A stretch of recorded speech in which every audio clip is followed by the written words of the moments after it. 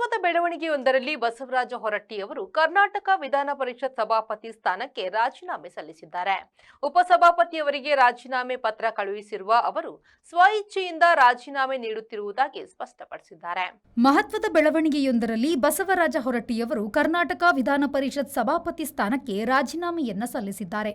ಉಪಸಭಾಪತಿಯವರಿಗೆ ರಾಜೀನಾಮೆ ಪತ್ರ ಕಳುಹಿಸಿರುವ ಅವರು ಸ್ವಇಚ್ಛೆಯಿಂದ ರಾಜೀನಾಮೆಯನ್ನ ನೀಡುತ್ತಿರುವುದಾಗಿ ಸ್ಪಷ್ಟಪಡಿಸಿದ್ದಾರೆ.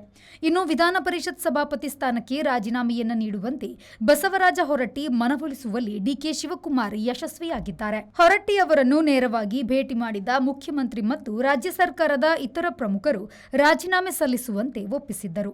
ರಾಜೀನಾಮೆಯ ಬಳಿಕ ಮಾಧ್ಯಮ ಪ್ರತಿನಿಧಿಗಳೊಂದಿಗೆ ಮಾತನಾಡಿದ ಬಸವರಾಜ ಹೊರಟ್ಟಿ, ರಾಜೀನಾಮೆಯನ್ನ ನೀಡುವಂತೆ ನನ್ನ ಮೇಲೆ ಯಾರೂ ಒತ್ತಡವನ್ನ ಹೇರಿಲ್ಲ.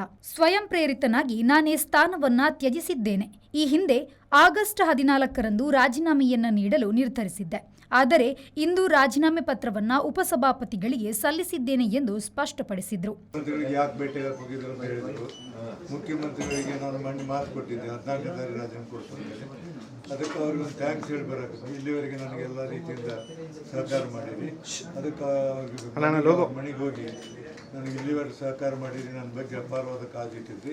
ಅದಕ್ಕೆ ನಿಮಗೆ ಧನ್ಯವಾದಗಳನ್ನು ಹೇಳೋಕ್ಕೆ ಹೇಳೋರಿಗೆ ಧನ್ಯವಾದ ಹೇಳಿ ಬಂದೆ. ಮತ್ತು ನಾನು ಏನು 14ನೇ ತಾರೀಕು ರಾಜೀನಾಮೆ ಕೊಡ್ತೀನಿ ಅಂತೇಳಿ ಏನು ಮಾತು ಕೊಟ್ಟಿನಿ, ಆ ಮಾತಿಗೆ ಇವತ್ತು ಬದ್ಧರಾಗಿನಿ ಅನ್ನೋದನ್ನು ಅವ್ರಿಗೆ ಮತ್ತೊಂದು ಸಲ ಹೇಳಿ ಬಂದೀನಿ. 13ನೇ ತಾರೀಕನ್ನು ಸದನ ನಡೆಸಿ ಅಭಿಚಾರ ಮುಗಿಸಿ 14ನೇ ತಾರೀಕು ಉಪಾಧ್ಯಕ್ಷನ ಆರಿಸಿ ಅವತ್ತು ರಾಜೀನಾಮೆ ಕೊಟ್ಟು ನಾನು ಸ್ಥಾನವನ್ನು ಖಾಲಿ ಮಾಡ್ತೀನಿ. ಮುಖ್ಯಮಂತ್ರಿಗಳು ಹೇಳಿದರು, ನಿಮ್ಮ ಮೇಲೆ ನಮಗೆ ಅಪಾರವಾದಂಥ ಪ್ರೀತಿ ಗೌರವ ಇದೆ, ಒಳ್ಳೆ ಸ್ಟೇಟ್ಮೆಂಟ್ ಮಾತು ಕೊಟ್ಟು ನೀಡುತ್ತೀರಿ, ನಿಮಗೆ ನಾನು ಹೃದಯ ತುಂಬಿದ ಅಭಿನಂದನೆ ಸಲ್ಲಿಸ್ತೀನಿ ಅಂತ ಅವರು. ಇನ್ನು ಬಸವರಾಜ ಹೊರಟ್ಟಿಯವರು ವಿಧಾನ ಪರಿಷತ್ ಸಭಾಪತಿ ಸ್ಥಾನಕ್ಕೆ ರಾಜೀನಾಮೆಯನ್ನ ಘೋಷಿಸಿದ ಬಳಿಕ ಮಾಧ್ಯಮಗಳಿಗೆ ಪ್ರತಿಕ್ರಿಯೆ ನೀಡಿದ ಮುಖ್ಯಮಂತ್ರಿ ಡಿಕೆ ಶಿವಕುಮಾರ್, ಹೊಸ ಸಭಾಪತಿಗಳ ಆಯ್ಕೆ ಪ್ರಕ್ರಿಯೆಗೆ ಚಾಲನೆಯನ್ನ ನೀಡಲಾಗುವುದು ಎಂದು ಸ್ಪಷ್ಟಪಡಿಸಿದರು. ಆಗಸ್ಟ್ 14ರಂದು ವಿಧಾನ ಪರಿಷತ್ ಉಪಸಭಾಪತಿ ಆಯ್ಕೆ ನಡೆಯಲಿದೆ. ಅದಾದ ಬಳಿಕ ನೂತನ ಸಭಾಪತಿ ಆಯ್ಕೆ ಮಾಡಲಾಗುವುದು ಎಂದು ಸಿಎಂ ಡಿಕೆ ಶಿವಕುಮಾರ್ ಪತ್ರಕರ್ತರಿಗೆ ತಿಳಿಸಿದರು. ನಾವು ಅದಕ್ಕೆ ಏನು ತೊಂದರೆ ಇಲ್ಲ, ಡಿಕ್ಲೇರ್ ಮಾಡೇಬಿಟ್ಟಿನ ಅವರು ಡಿಕ್ಲೇರ್ ಮಾಡಿದ್ದಾರೆ. ಅರ್ಥ ಆಯ್ತಾ?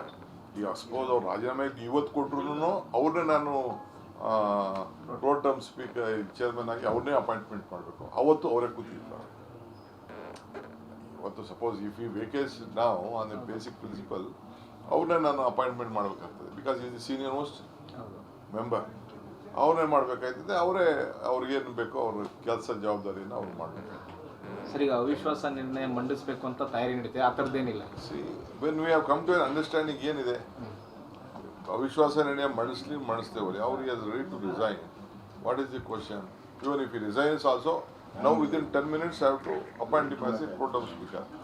ಬಸವರಾಜ ಹೊರಟ್ಟಿ ರಾಜೀನಾಮೆಯಿಂದಾಗಿ ಸಲೀಂ ಅಹಮದ್ ಹಾದಿ ಸುಗಮ ಆಗಿದ್ದು, ವಿಧಾನ ಪರಿಷತ್ನ ನೂತನ ಸಭಾಪತಿಯಾಗಿ ಆಯ್ಕೆಯಾಗುವುದು ಬಹುತೇಕ ಖಚಿತವಾಗಿದೆ. ನಾಗೇಶ್ ಕಾವೂರು, ವಿ4 ನ್ಯೂಸ್, ಮಂಗಳೂರು.